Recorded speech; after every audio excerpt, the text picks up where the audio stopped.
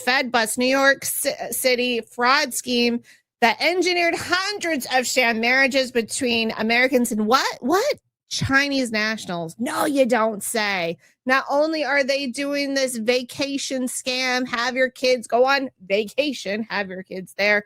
And not only are they having the Chinese people make sure they go on these vacations to have kids, and then they send their kids back to China only to indoctrinate them to bring them back. But you're telling me they're sham marriages of Chinese nationals? Get out of town. No, I'm not going to get out of town. You get out of town. This is what's going on. So federal prosecutors say they dismantled a massive marriage fraud organization that allegedly arranged approximately 1,000 fraudulent marriages between Chinese nationals and American citizens. So the New York Post reports that the operation allegedly ran for roughly a decade.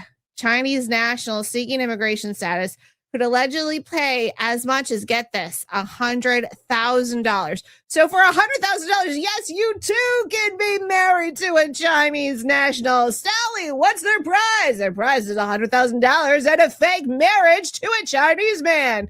Sign me up, Scotty. I mean, really, no wonder why people are marrying fake people, because you're going to get $100,000 with that. What can you do with $100,000? A whole heck of a lot you can do with $100,000. So while Americans are willing to participate in the fraudulent marriages, they could also receive anywhere from $30,000 to $100,000. So prosecutors say that operations generate tens of millions of dollars, and the organization allegedly provided much more than indoctrination. Participants were reportedly coached on how to convince immigration officials that their marriage was legitimate.